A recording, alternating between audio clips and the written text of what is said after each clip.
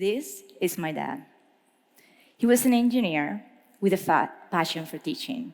So besides knowing how to solve problems and improve processes, he was also a brilliant speaker. But at one point, he couldn't talk anymore. Yet he felt like the luckiest person alive. Just when I finished high school back in my home, Venezuela, he had a stroke. One morning, he woke up and he fell on the floor because half of his body was paralyzed. Unable to ask for help, he just lay there until my mom came. And when she found him, she took it immediately to the hospital where he spent a whole week. This was the scariest week of my whole life because my dad, the guy that was used to seeing, researching, reading, the teacher, the speaker, was not able to say his name anymore. At that moment, I was supposed to go through some courses to help me get ahead during my college years. But instead of going to school, I decided to stay home and help taking care of him. So I took him to therapy sessions, and I will help me with speaking and writing exercises. Somehow we changed places. After all these years learning from him, now I was the one doing the teaching. I will never forget one time when during one of our lessons, he looked at a picture similar to this one. And after months and months of practice, he was finally able to say, "That's a dog." It was a beautiful moment. The most beautiful thing about this was how happy he was. Instead of being frustrated because he couldn't perform as he used to, he felt lucky because he was given a second chance in life, a second chance to reassess his priorities and enjoy the only thing he knew he had for sure, which was the present moment. After helping with his recovery, I went through college and I got a degree in healthcare because I've always enjoyed helping others. But right in the middle of those college years, I started my first company. And it has nothing to do with what I was learning in the classrooms, but it had everything to do with a side gig I was doing since high school with one of my brothers, who's a graphic designer. So we decided to launch our own magazine. And after a year and a half of hard work, we couldn't really launch. But that failing experience became the aha moment of my life, where for the first time I realized that I might wanted to pursue a different career path. So I studied more and finally got my degree as a dentist to never practice professionally at last one, not even for a day. I even passed on the opportunity of becoming a professor at the university, like my dad. That was a really hard moment. It felt like nothing made sense. It felt as if I wasted years of my life pursuing the wrong thing. I was harshly criticized by some of my classmates who would make fun of me because while they were getting great job opportunities, I was still trying to figure it out. I remember this day where I was talking to my mom, who also happens to be an engineer and a professor. I was very sad. And she told me that what I've learned through my college years was not just related to technical skills, but I also learned about people, processes, and even about myself. So she encouraged me not to rush myself into my next chapter of life. And just like that, with her words and without her knowing, she enabled me to give myself a second chance. So I decided to pause my plans, which included coming to Texas to take some English lessons and then looking for opportunities to specialize in the dental field. The secret reason why I chose Texas, though, was that at that time I was chatting a lot with a guy and we got along really good. So I wanted to get the chance to know him better. So the pause was not just for my professional career, but also for my personal life. After some time, I ended up working at a financial institution, I got an MBA degree in Spain, and I worked in sales and marketing for healthcare companies back in Venezuela. Little by little, I started to close circles. The resilience I learned from my dad, I used to discover my own path. What I've learned by treating patients during my college years and understanding their needs gave me the empathy that I used later on my sales positions. And the magazine experience taught me valuable lessons that I use on my marketing years. And remember the Texas guy?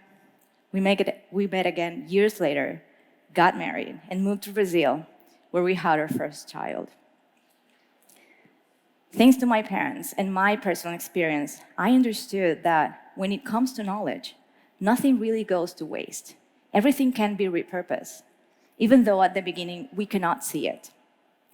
This is a circular mentality, and we can apply this to our lives, our systems, and even to our economy.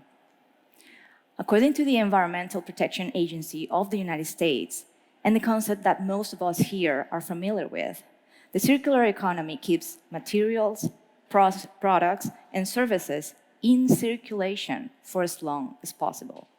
So as they end their usefulness in one form, they are transformed back into raw materials or feedstock to create new products and services. The circular economy is a complete change in the current model that we have, which is linear, where we are mining resources from nature, turning them into products, and then treating them as waste. This waste often ends up in landfills and polluting important water supplies.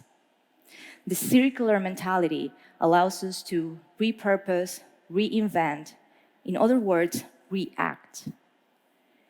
We need to start thinking and acting circular. And the reason for this is very simple.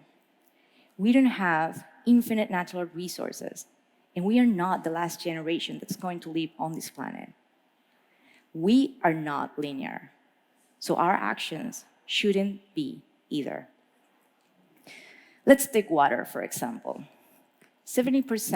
Over 70% of our planet is covered by it. So we might think that we are okay because we have a lot. Well, actually, 97% of that water is salty. 2% is locked either on ice or snow, leaving us only 1% that we can access. However, out of that 1%, 70% goes to crops, leaving us only 30% of that 1% for human use. Now, the big question is, how are we deciding to use this small fraction of water that we have?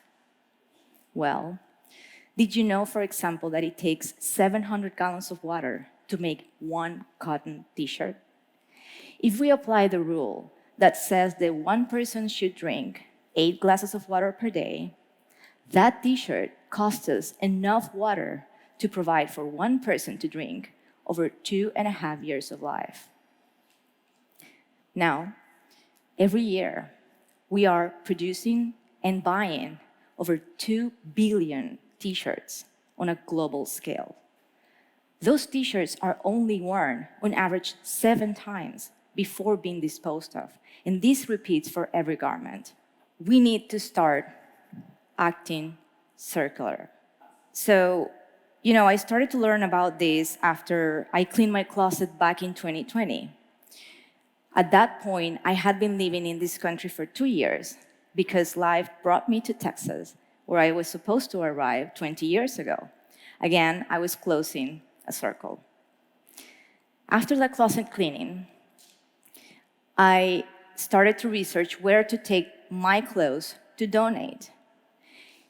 And learning the consequences that I told you about had such an impact on me that I decided to give myself a second chance, and I reinvented myself as an entrepreneur, creating a company with the mission of making responsible fashion consumption easy. The most important goal with this platform is to change the linear consumer mentality. On our website, Trendy Seconds, consumers are only exposed to sustainable items. They can give their items a second life when they don't want them in their closets anymore, and they can also give a second chance to other pre-loved products they can buy to help extend their lives. Through this journey, I have realized that we're not only connecting consumers with sustainable brands and second-hand marketplaces, but we are actually providing a platform for other people to create their own second chances, because many of the brands that we work with were created by people that at some point in their lives thought they would become something, but then repurposed their skill set and reacted to our current times and needs, reinventing themselves as sustainable entrepreneurs too. So right now we are growing a community of reactivists.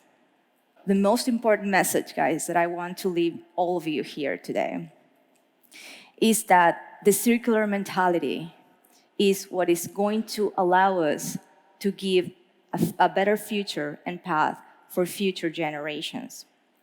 I want to be able to leave my kids a world in a better path. Right now, looking back, I feel really grateful because I realized that unknowingly, my life has been created in circles. And because of that, I have been lucky enough to find my purpose and passion, which is why I can work relentlessly to try and leave my kids a better world.